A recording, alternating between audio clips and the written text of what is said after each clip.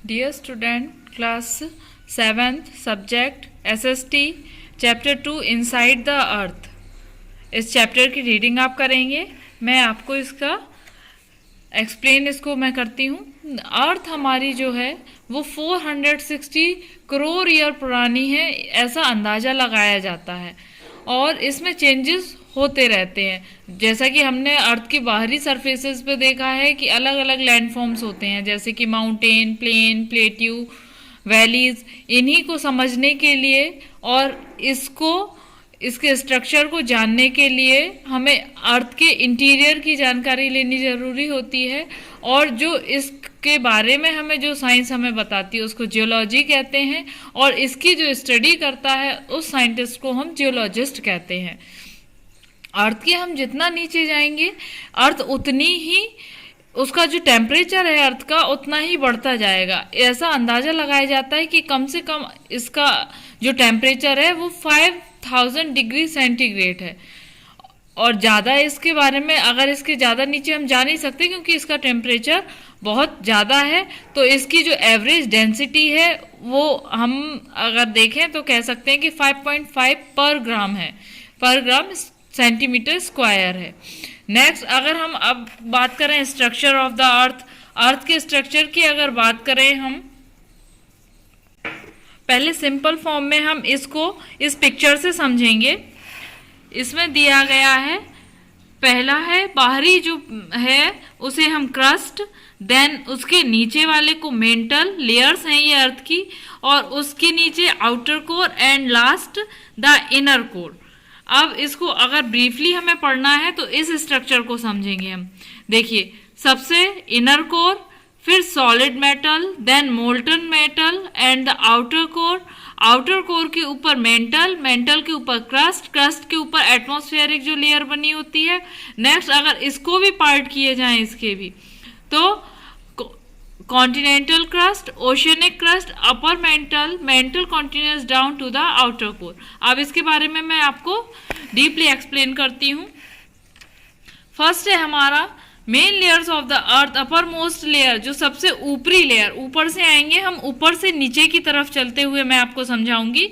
सबसे ऊपर की लेयर जो होती है वो हमारी कहलाती है क्रस्ट एंड द मेंटल, और लास्ट कोर। सबसे ऊपर की क्रस्ट कहलाती है, बीच वाली जो होती है बिटवीन में कोर और क्रस्ट के बीच में जो लेयर होती है वो मेंटल कहलाती है, और थर्ड और लास्ट लेयर हमारी कहलाती है कोर। अब क्रस्ट में दो लेयर पाई जाती है, continental and the oceanic crust.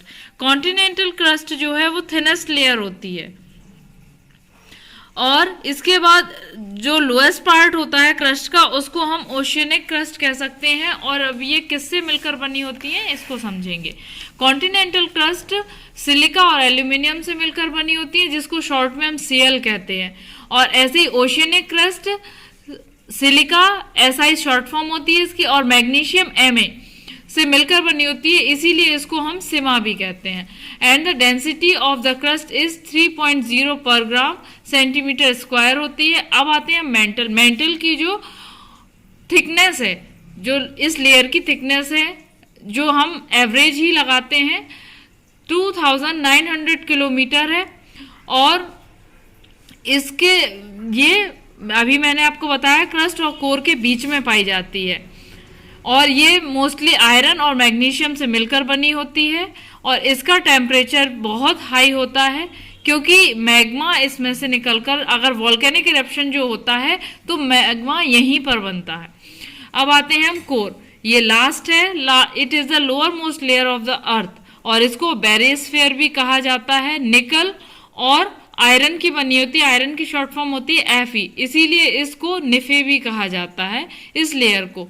और इसका एवरेज रेडियस जो है हमारा 3500 किलोमीटर है, और इसका जो टेम्परेचर है 2200 डिग्री सेंटीग्रेड से 5000 डिग्री सेंटीग्रेड के बीच में होता है। और उसकी जो एवरेज डेंसिटी है 5.0 पर ग्राम सेंटीमीटर स्क्वायर से लेकर 13.0 पर ग्राम सेंटीमीटर स्क्वायर होती है। अब अर्थ में हमें ये भी पता है कि अर्थ के अंदर रॉक्स और मिनरल्स पाए जाते हैं। Lithosphere is made up of rocks minerals. जो हमारी इसके नीचे जो लेयर है लिथोस्फीयर जिसको कहा जाता है, वो किससे मिलकर बनी होती है? रॉक्स और मिनरल्स से मिलकर बनी होती है। कौन कौन सी रॉक्स और मिनरल्स होते हैं, अब ये हम देखते हैं।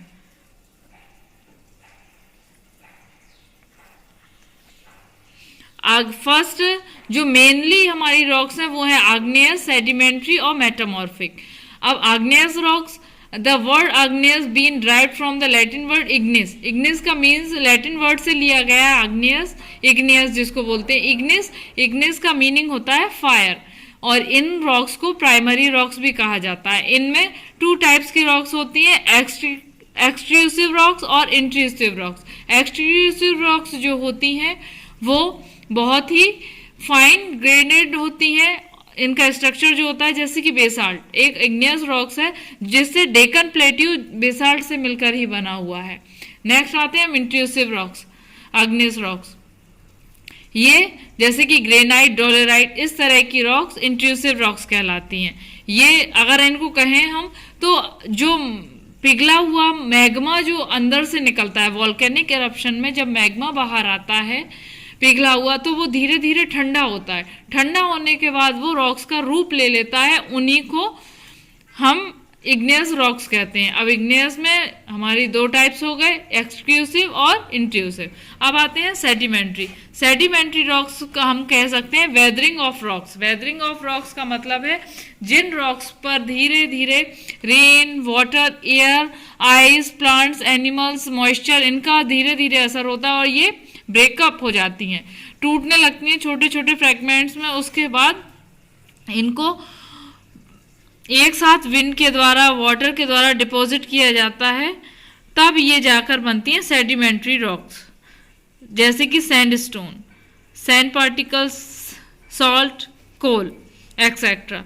अब आते हैं metamorphic rock. Metamorphic rocks igneous rocks भी हो सकती हैं और सेडिमेंट्री रॉक्स भी हो सकती हैं।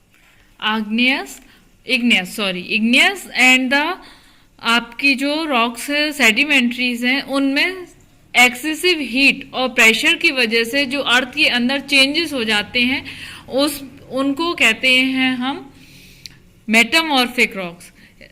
जो जैसे कि स्लेट है, लाइमस्टोन, स्लेट को लाइमस्टोन में चेंज किया जाता है। अब आते हैं हम uses of rocks and minerals. इनके क्या यूज हैं रॉक्स और मिनरल्स के? मिनरल्स और रॉक्स हमें भी जानते हैं कि क्या यूज है, फिर भी मैं एक बार आपको बताती हूँ। रॉक्स में क्या है? Construction of houses, building, road, soil formed rocks and the minerals like coal, petroleum provide the sources of power. Chemicals found in the sedimentary rocks are used to make fertilizers. Fertilizers बनाने के काम में, sources of power के रूप में कोल, petroleum काम में आता है, और बिल्डिंग्स के कंस्ट्रक्शंस में तो ये सारी चीजें वर्क करती हैं। अब आते हैं रॉक साइकिल। रॉक साइकिल क्या है? One type of rocks change into another type. एक सर्टेन कंडीशंस में एक टाइप की रॉक का दूसरे टाइप में चेंज होना कहलाता है रॉक साइकिल। जैसे कि ये हम पहले भी पढ़ चुके हैं कि मोल्टन मैग्मा, कोल और ठंडा होने के बाद अलग अलग रॉक्स का रूप ले लेता है। आग्नेयस रॉक्स, इग्नियस जिनको बोलते हैं, under the influence of weathering against the broke down into small particles.